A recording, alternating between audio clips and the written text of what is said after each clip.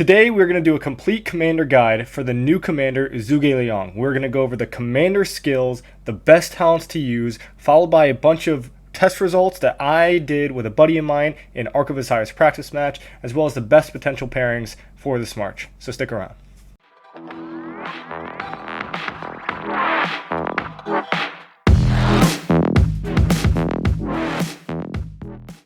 Alright, so first up is Burning of Xingye. This is a 1000 rage requirement. It deals direct damage to 5 nearby enemy troops, damage factor 2000. Damage dealt to each target is reduced by 15% for each additional target hit. In addition, all targets deal 15% less damage for the next 3 seconds. So it doesn't say it here, but this is actually a circular AoE. This is YSG's first skill on crack, and this skill is actually absolutely insane. Next up we have Burning Arrows. It's a passive skill. Archer units led by this commander have 30% increased health, very nice, and deal 5% extra damage, also very nice. And, as if that wasn't good enough for one skill, whenever this commander's troops are inflicted with a control effect while on the map, it has a 50% chance to negate the effect and deal direct damage, damage factor 500 to the attacking troop. So it's Boudica's shrug off effect, except it deals damage at a less common rate, so obviously still very good. Then we have another passive skill called Longzong Plan. If this commander's troops contain only archer units, it deals 20% extra skill damage. Normal attacks from this commander troops have 10% chance to increase the attack of their archer units by 50% for 3 seconds. This can trigger once every 5 seconds. So you can see very clearly the similarities to YSG here. So you have the 50% proc attack, which if we go down to YSG, right, they have 100% proc attack. You also have the 100 extra rage, which we'll get to very shortly, but expertise skill also has a little rage gen built into it. And obviously the damage reduction is not from YSG, but I almost want to say it's like a Richard and YSG with like a little bit of sprinkle of the Boudica Prime silent shrug off all into one commander. So it's really good. Anyway, I'm getting ahead of myself. Let's move on to the Marquee effect, which states whenever this commander uses an active skill, their troops gain the Marquee effect, which increases their damage dealt by 10% for 10 seconds if the target is not already affected by the Marquee effect or does not already have it. If their troop contains only archer units and it has the Marquee effect, whenever this commander uses an active skill, they will consume the Marquee effect and deal direct damage to up to 3 nearby enemy troops, damage factor 1500. Direct damage dealt through this method is not affected by buffs to skill damage. This is just a second active skill. This essentially is dealing 1500 damage to 3 targets, not reduced by 15% for each target they hit. I get that it's not affected by skill damage increases, but this is still a absolutely ludicrous skill, okay? And what makes it ludicrous is its expertise. So, upon entering battle, this commander's troop gain the Marquee effect, which increases their damage by 10% for 15 seconds each time they're Burning of Xingye, which is their active skill, or the Marquee effect deals skill damage. This commander's troops immediately gain 30 rage. So that means every single skill cycle, in addition to any rejuvenate or horns or rings or whatever, or not rings, but drums, you will get an additional 30 rage. And then if your skill cycle also procs a Marquee effect, you will get 60 extra rage, which means you will always have the maximum amount of rage on your skill cycles, and it's really, really good. What else that this means is that the very first skill cycle that you do upon entering combat is going to deal an absolutely crazy amount of damage, okay? You're essentially going to be firing off 2 active skills at once, and it's really, really, really, really crazy. And they're going to deal 10% more all damage. It's just, this commander's busted. It's busted. But let's go into the talents. All right, now that we're in the talents, there are only really 2 different variations that you can run. This is option number 1. This is the cookie cutter archer build that has been very popular for a long time. Essentially, you go all the way up and get whistling arrows. You ignore this razor sharp, and then you get clarity and rejuvenate. So this will do more damage over the course of a fight. If you have a duel and you are dueling that person for 3 minutes, this will give you better results than the other tree that I'm going to go over here shortly. But the other tree is generally used for more open field-esque type things, and this is just going all in on feral nature. You want to get that first skill off as fast as possible, and then you want to back off, right? So because that's how combat works in Rise of Kingdoms. You get a skill, you run away. You get a skill, you run away, right? So if that's your goal and that's kind of your fighting technique, then Feral Nature is the way to go. I do also want to add that I chose to put my last point into 1 out of 3 Naked Rage. It increases the skill damage you take, but increases the skill damage you deal. It's kind of like a double-edged sword. You could either choose to get 0.5 more normal attack damage or 0.5 more all attack damage, but honestly, this commander does so much skill damage, and I get that one of his skills is an increase by skill damage, but it's active skill, and then whatever commander you're pairing with is going to do so much skill damage that I think you're actually going to get more benefit from this than not. So this is probably what I will swap to for open field combat, and then if I ever end up rallying or doing duels or anything, then this is the build that I'll go for. Alright, now we're going to hop into the test results part of the video. For this testing, we did an Ark of Osiris practice match with my buddy DJ Huanda, who is an archer main in this kingdom. We only had 100,000 troops since neither one of us were VIP 18, so we decided to go with 100,000, and we just got out of KVK, so we have no troops to duel with. We didn't want to run out, so that's why we did it. I'm VIP 17, he's VIP 16, so in order to balance that out, he used a 5% defense token from his bags, and even though that's not perfect, that's pretty much all we got. But here, let's jump into it. So I started off with Guan with Skippy. No surprise here, Guan Silence gets absolutely ignored by Boudica Zhuge. This got 2 for 1, really bad showing. We did it again, very similar result. And then we're like, okay, well, the Cav meta march has to counter the archers, right? So we're expecting Nevsky Joan to go in and beat Boudica Zhuge. It did not happen. So it did win the trade barely. So that is important to note, but it did lose the fight. We ran it again, and it did win. So Boudica Zhuge isn't indestructible, right? It did lose once, but this was a big dubs for Cavs. But if we continue, we're just going to have Boudica with YSG versus Boudica with Zhuge. And this first test result, you can see on the screen as I'm talking about this. We're like, is this right? Why is YSG so good against Zhuge? And first of all, this should show you how good YSG still is. And second, this was kind of an anomaly. So Boudica YSG did pretty well against Boudica Zhuge. We ran it again, and it did a lot worse, right? So archers are very RNG based. That makes sense.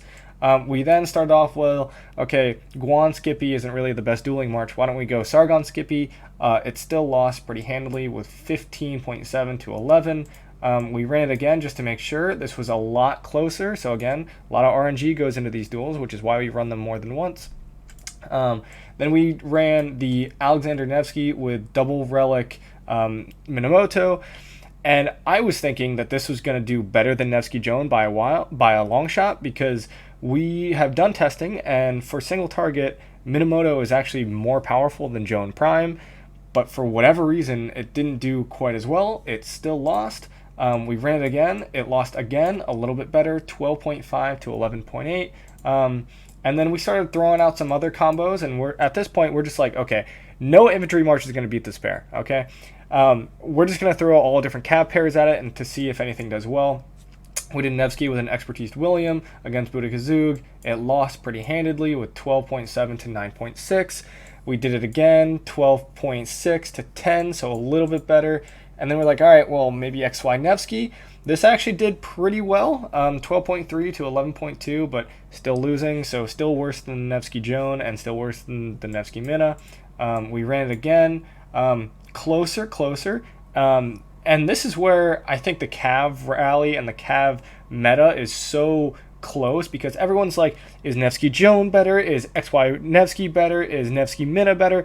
And the truth is they're all so similar in results that nobody really knows. It's kind of down to RNG which one does better, but this one almost tied it. It did really close to 12.3 to 11.8.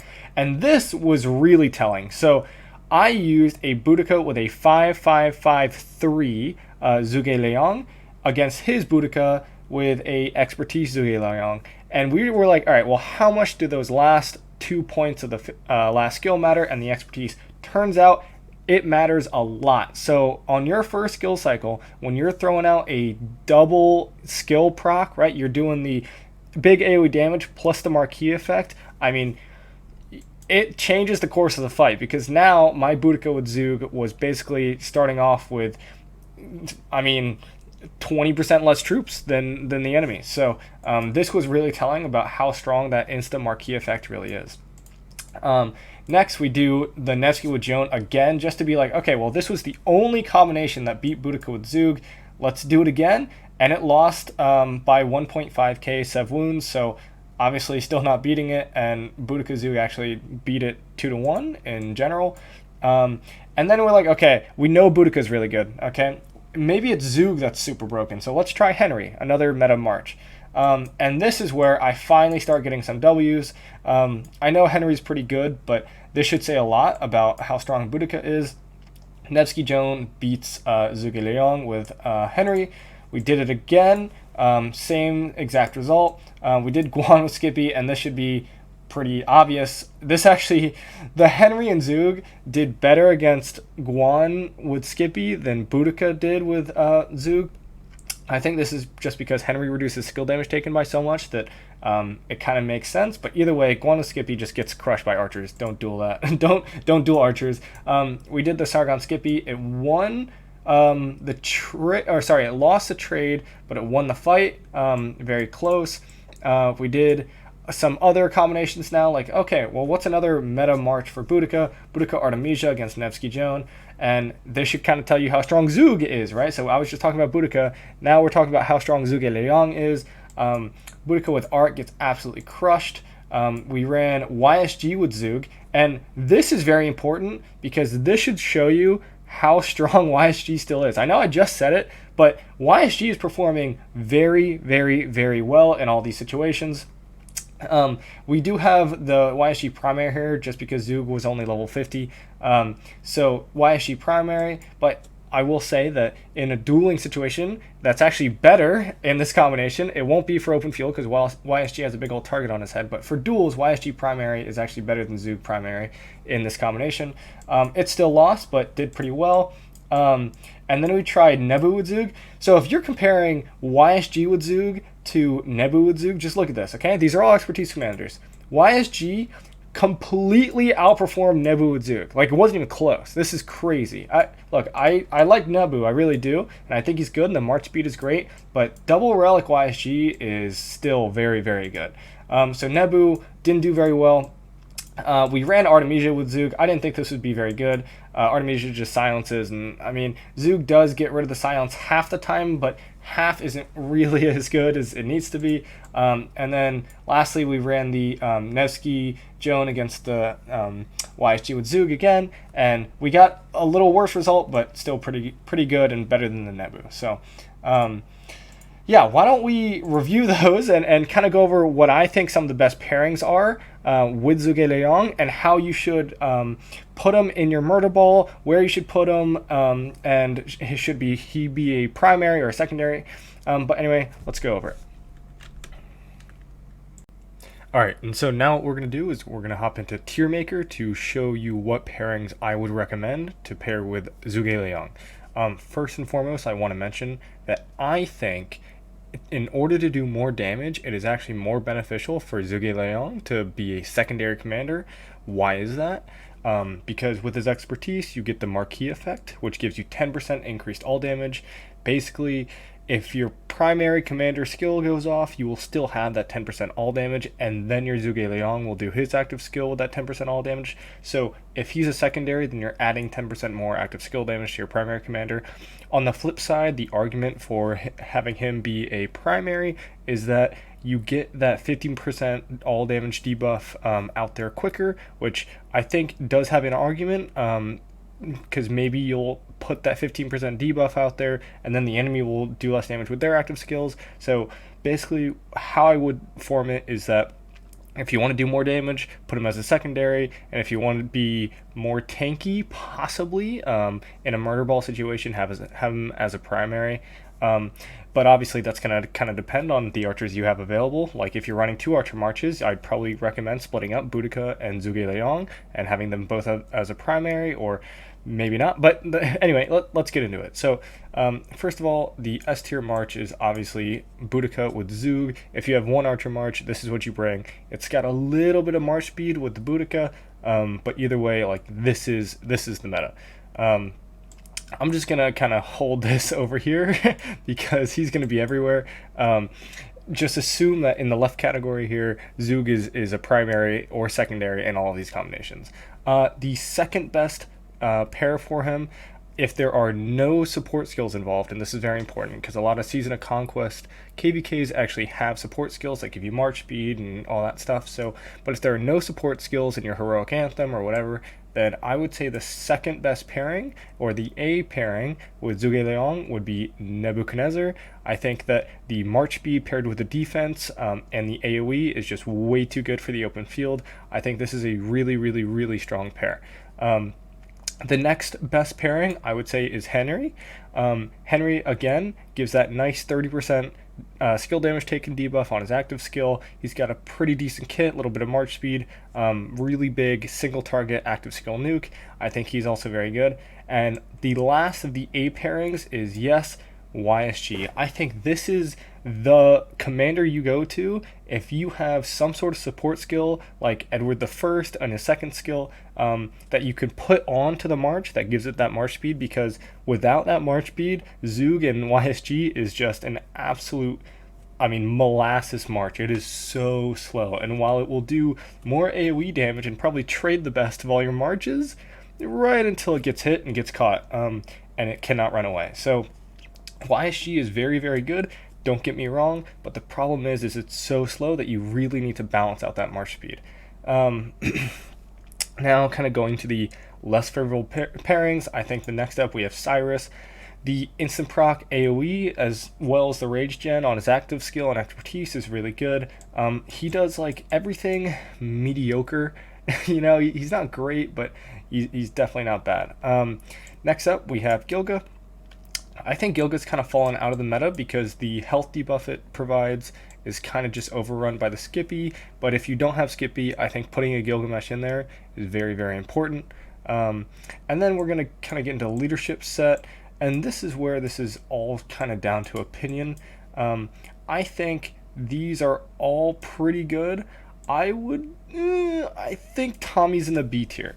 Now, the trades that you'll get with Tommy aren't as good if you're dueling, but man, that debuff is really, really, really insane if you're hitting something with 4, 5, 6, 7 marches, right? So Honda, really good secondary to everything. Tommy, really good niche, really good for swarming, really, really good for swarming.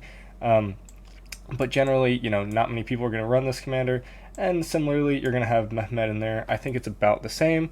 And yeah, and that's it for your B pairings. I think this is where we start getting to okay, this is close. I think Double Relic Thutmose does have a place. In fact, I will probably use him this next KVK because it's all I have. He's got a decent kit. I will actually put him in B, above maybe Cyrus, or not Cyrus, Ramses.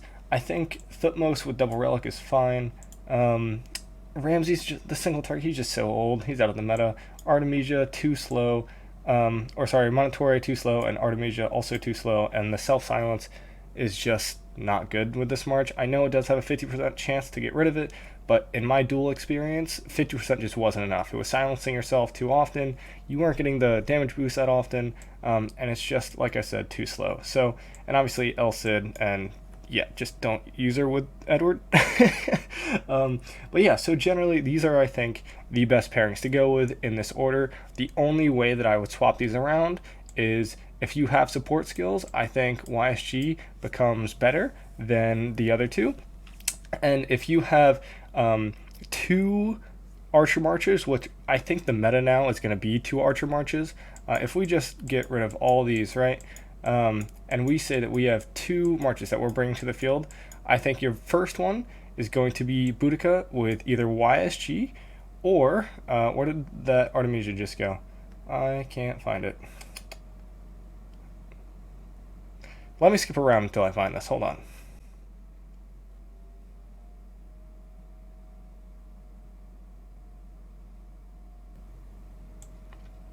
Okay, I found it. Artemisia. I think we're in a day and age where Double Relic YSG is better, but so I would run Boudica YSG, and then I would run Nebu with Zhuge Liang. If I had 2 Archer Marches, this would be my setup, hands down, without a doubt. I think if you have support skills, right, you can kick this Nebu out and do this, and I think this is fantastic, or you do something like this. All in all, I think it's great. If you're running 3 marches, this is when it gets a little tricky. I definitely throw Henry primary in there. I think, let's see, probably this. This is probably what I would go with if I had 3 marches. And now if you're like getting into 4 marches, you're an archer main, and I'll let you make that decision because I don't know enough at that point. So anyway, that's what I think the pairs for Boudica, not Boudica, sorry, Zhuge Liang should be in Rise of Kingdoms in 2023. And yeah. Alright, so that wraps up our Zhuge Liang guide. I hope it was useful. I hope you learned something. If I got anything wrong in the comments, let me know. If you disagree or agree with the commander pairings, let me know. I'll try to do more of these for all the new commanders that I intend on using. And yeah, so again, thank you guys for sticking around. Keep smashing, keep doing all the good stuff. I will definitely be using this commander in the open field next KVK. I think it is probably the best open field commander in the game, and that's not coming lately, considering we have Guan Skippy and Nevsky Joan in the meta. So I think this commander is absolutely, cracked and busted, and I can't wait to use him. So again, thank you guys, and I will see you guys around in the next one. Later.